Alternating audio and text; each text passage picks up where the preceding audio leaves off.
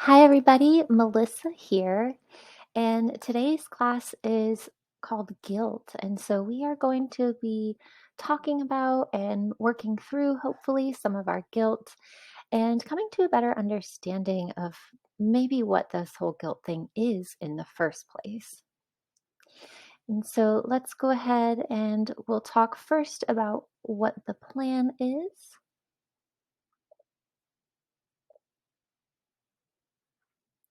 And so, as you know, I like to always start with some quotes from other people to help us kind of place guilt in context. And then we will define guilt and talk a little bit about what the Yoga Sutras say when it comes to guilt.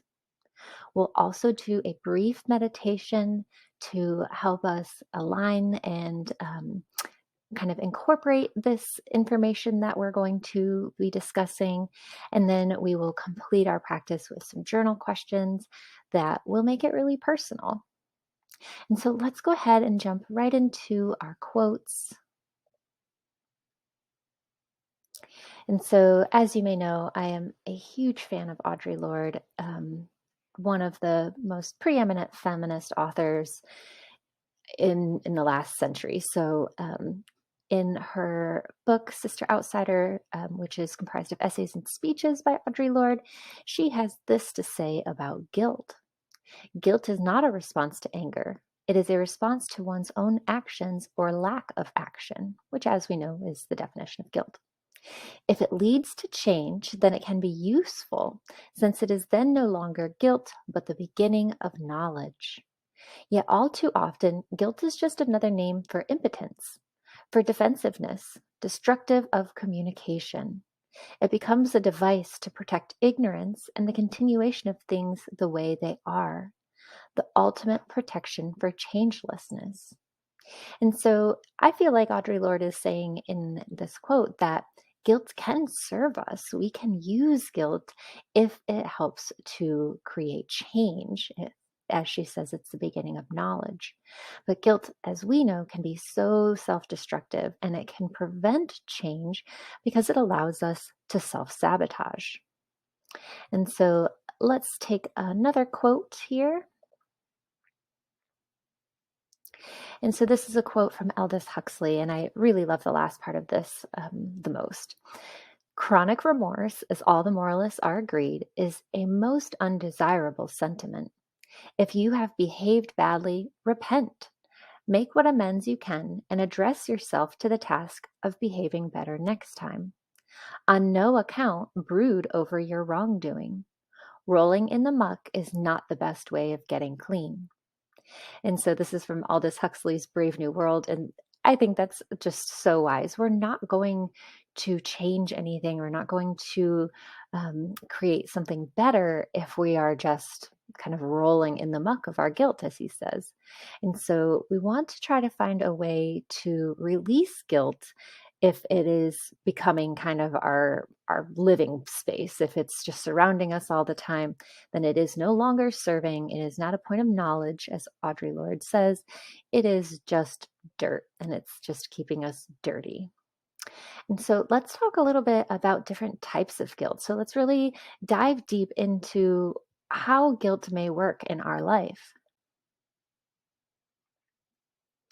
And so, first, there is natural guilt. And this is a healthy type of guilt. This is the type of guilt that helps us to progress and move forward. And so, this type of guilt is just a normal reaction to a feeling, whether we did or didn't do something. So, that might be forgetting to send a card for your best friend's birthday. Or making a comment that you didn't realize would hurt someone. These are things that we are okay to feel guilty about. That's a natural, normal reaction to being a person in society, navigating all of the different social norms and learning how to become a better person. And so, natural guilt is a type of guilt that we kind of want. We want to have some remorse if we feel as though we have wronged someone, and then we want to be able to take action to fix it.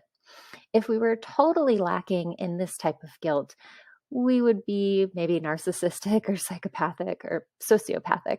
So we do want to have some guilt. That's normal and natural, and it can be a place that we learn from. However, when we move into toxic guilt, this is guilt that is not going to serve us. And so this is a guilt that may stem from this idea of just thinking that we're not enough, that we're not a good person, that we're a failure, that we let others down. And this is a type of guilt that is often weaponized, where we kind of persecute ourselves with this feeling. We're punishing, we are self sabotaging, and it's really symptomatic of depression. And so we likely, as PMDD people, feel this type of toxic guilt during the luteal phase, where we may feel guilty for having premenstrual dysphoric disorder. And so this is a type of guilt that we definitely want to learn to release, because this is one that pulls us away from the present and is, again, a weapon. It's something that we are using to harm ourselves. It does not serve. Then there is also existential guilt. And so existential and toxic guilt can be practically the same thing. We're mincing just a little bit here. But this type of guilt is a guilt that may be associated with trauma. And this is one that may come out of really, truly a sense of grief. And so a good example of this is survivor's guilt. So we may feel guilty that we have overcome certain aspects of PMDD, especially if we've had chemical or surgical menopause and we're feeling better. Or we may be able, we may experience this if we have lost someone and we feel as though we should have done more to prevent that loss, even if it were not possible to do so. And so this is often grief that we label as guilt. And so this type of guilt can be for something that we just simply weren't able to do at a certain time. And this is definitely a type of guilt that we can experience as people with a chronic illness. And so there may have been occasions where you were able to show up exactly as you wanted to. And the trauma of that, the grief of that, has sort of settled into your system as this maladaptive guilt, this idea of not being good enough, similar to toxic guilt, that is really just a form of grief that we need to work on letting go. And so as you can see, there is guilt that is normal and natural and that we are going to experience just as we navigate being a human in society. However, as it becomes toxic and maladaptive and is being used to manipulate us, especially when we're doing it to ourselves, we want to really work to let that go. And so I do want to take a moment to talk about what the Yoga Sutras of Patanjali say about guilt and how we can understand guilt from a yogic perspective.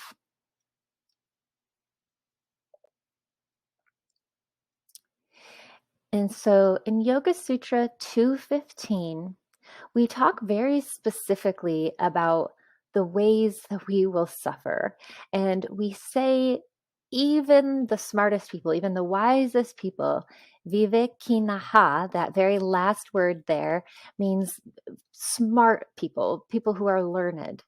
They will suffer because there will be disturbances that cause us to suffer. There will be patterns that we have, such as guilt. That word samskara means patterns that don't serve us, that we will have sensual pursuit. We will shift and change as the weather changes, as we age, as life changes around us, and that we can be careless and forget to do our practice, forget to put in the effort to take care of ourselves to the best of our ability. And all of those things will eventually bring us out of balance. That we will suffer in the world because to live is to suffer. This has been one of the issues that virtually every religion, every spiritual practice is aiming to reduce our suffering. And so we, of course, know that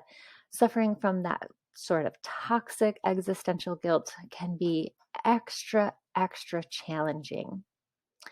And so the good news is, so we have this kind of really negative one talking about like, yep, you're going to suffer. But luckily in Sutra 216, we are told that we can prevent the suffering that is yet to come. And so that's great news. There is something that we can do to prevent suffering from occurring in the future. And so, interestingly enough, that this Sutra 216 is a fixture in the Krishnamacharya Yoga Mandiram logo. So, you can see in that logo at the bottom of the screen in Sanskrit that is 216. And this is essentially saying that you do have some power to reduce your suffering. You do not have to continue down a path that is harmful to you.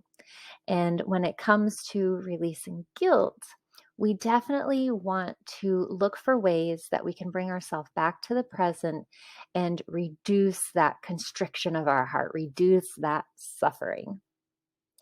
And so let's go in just a little bit more to some of these nitty gritty details of suffering and also pleasure and pain, pleasure. And so, if you remember any of the yogic parts from this lesson, I would encourage you to remember these two words: dukkha, which means suffering, or contraction. We can think of dukkha and our experience of it as kind of a bodily thing. So, when you feel your body kind of contract, you feel constricted, your shoulders usually come in, we protect our heart. That is dukkha. And so, that suffering, that pain, is that sensation that often comes with guilt. And when we are experiencing dukkha, we can realize it through maybe our bodily reaction, through our breath reaction. And it can be a little light bulb that tells us we are being pulled out of the present moment.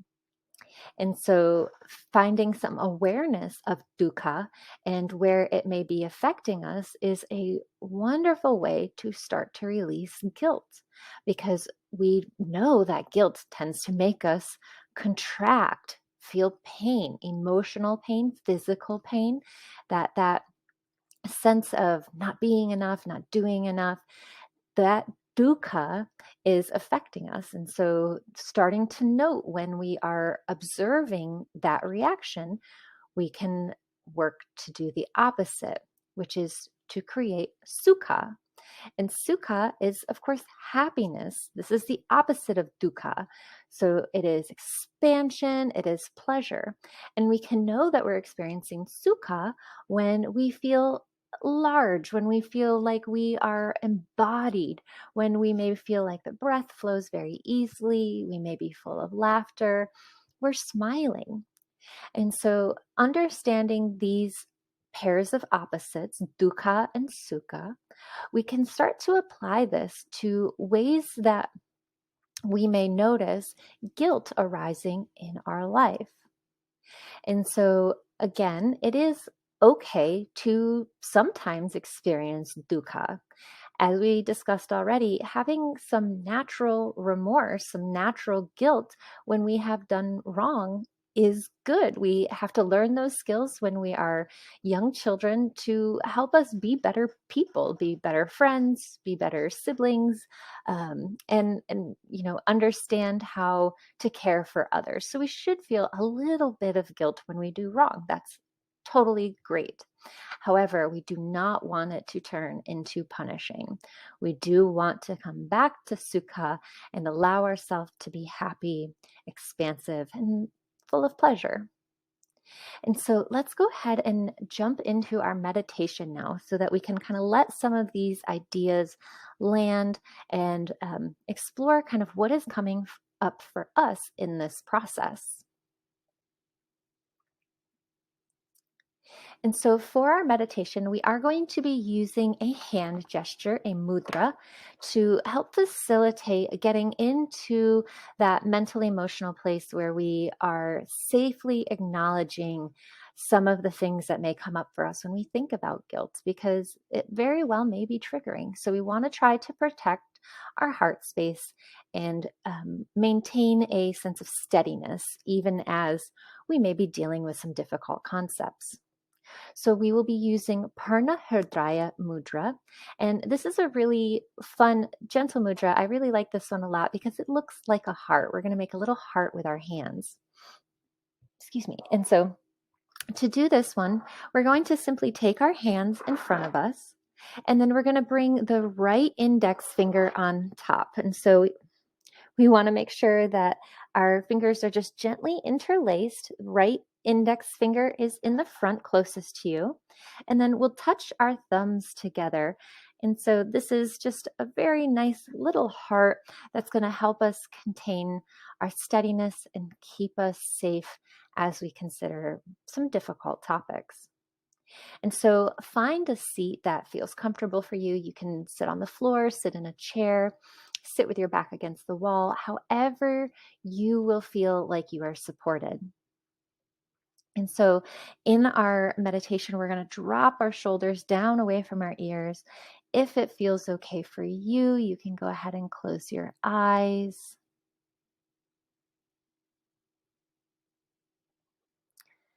So as we hold Purna Hridaya Mudra, our gesture of the open heart, take a moment to just settle into the sensation. So, noticing your breathing,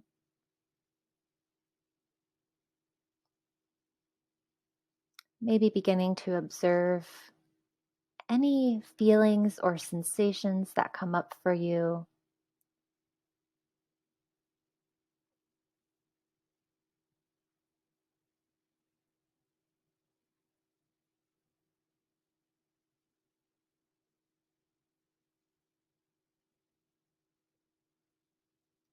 Take a couple breaths more and see if you can allow your shoulders to relax a little further, letting your tongue release away from the roof of your mouth. Allowing the breath to fully expand across the chest, opening the heart.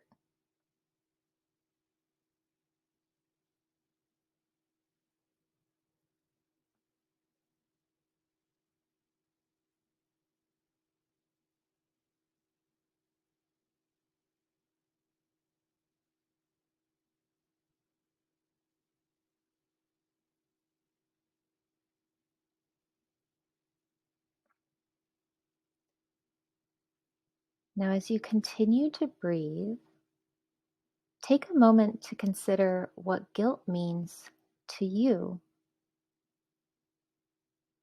With the information that you've been presented with, can you call to mind a time where you have experienced natural guilt? Guilt that is normal, that serves, that is a point and opportunity of learning.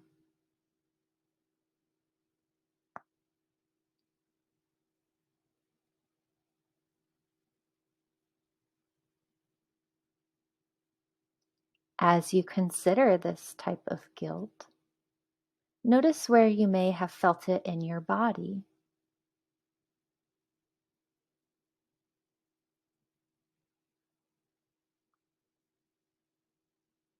And then consider how you may have addressed it. Were you able to make amends?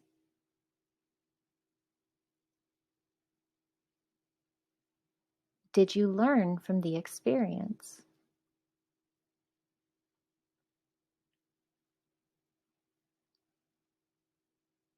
How did you move forward and release this guilt?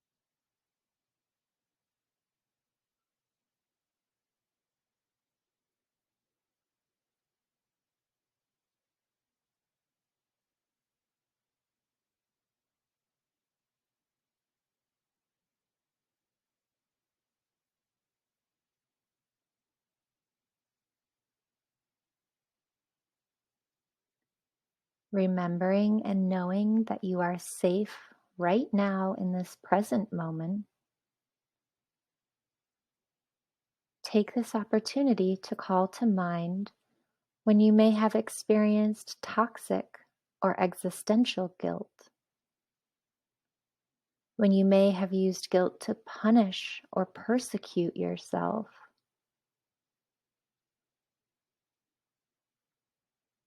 How did that make you feel physically? Where in your body did you feel it?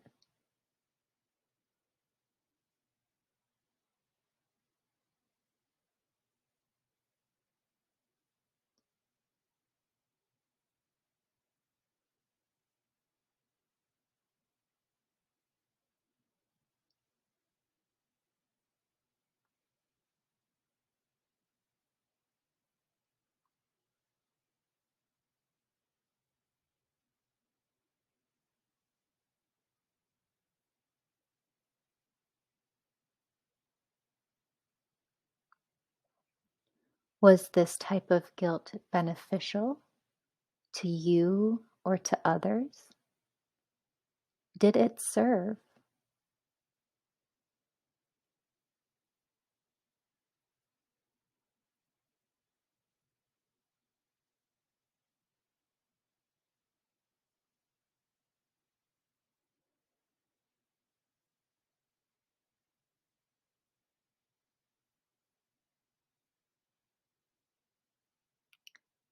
If you were able to move away from this guilt, to rectify it or release it, how did that feel?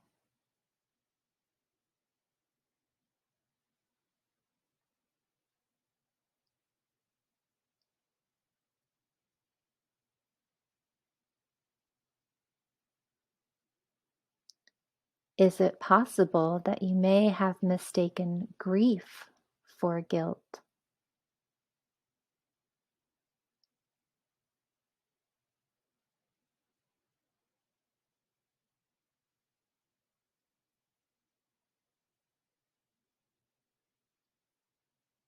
If so, how can you support that part of you that hurts?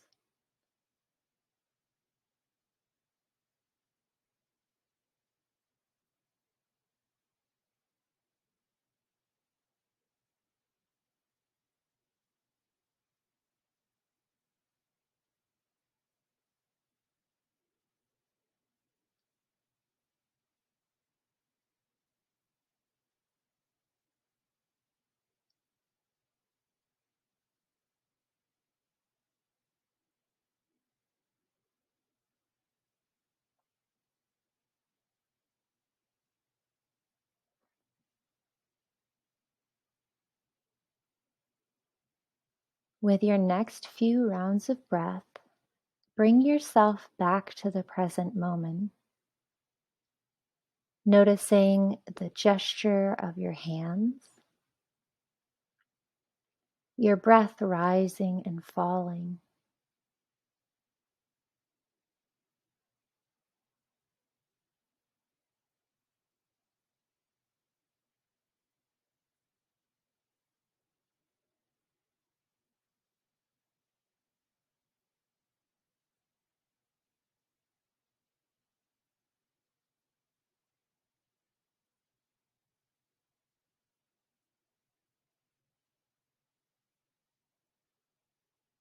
Know that you are safe. You may like to picture in your mind's eye receiving a hug from yourself, wrapping yourself in your own love,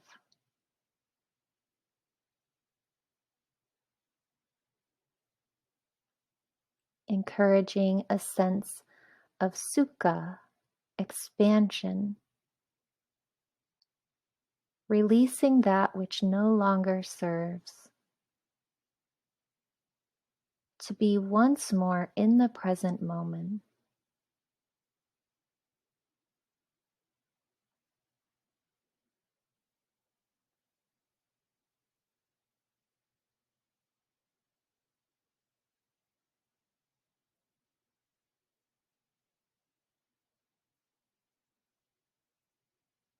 Take a few more breaths.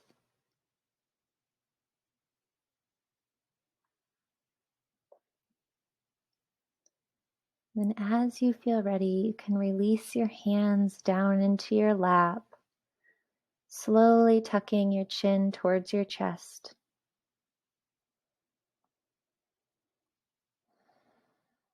Allow your eyes to gently blink open. Now, at this time, go ahead and grab your journal, take a sip of water. We'll go ahead and jump right into our journal prompts.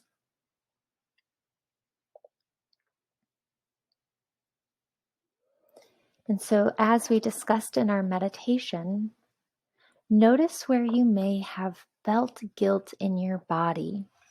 And so, remembering that we called this sense of suffering, this constriction, dukkha, where may you have noticed dukkha inside of yourself on a physical level?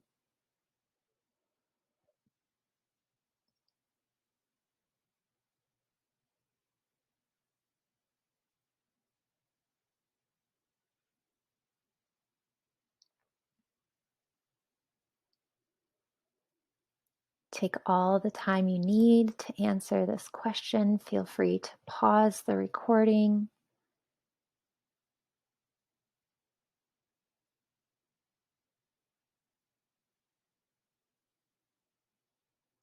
And as you may feel ready, we'll move on to the second question. Has guilt ever served you? Why or why not? So, have you been able to learn from guilt? Has it been a starting point for knowledge, as Audre Lorde says? Or has it been a tool of punishment? It can be both. Remember, we work in a both and paradigm here. We're not about that either or life.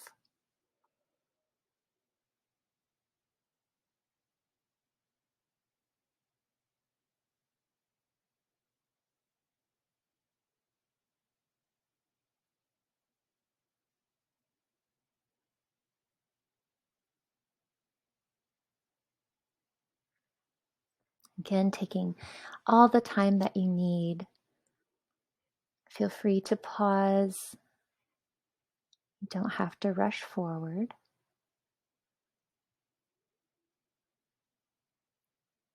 For our last journal question, we will consider whether it was guilt or grief. Grief tends to be a very large emotion that we do very little with. We tend not to talk about grief. We tend not to support grief or really understand grief.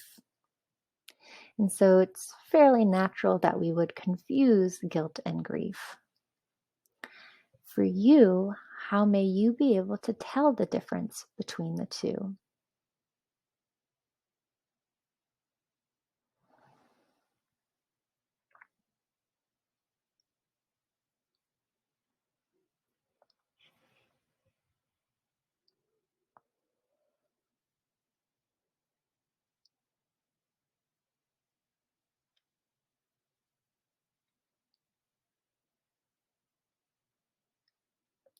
So go ahead and take as much time as you need to complete these questions.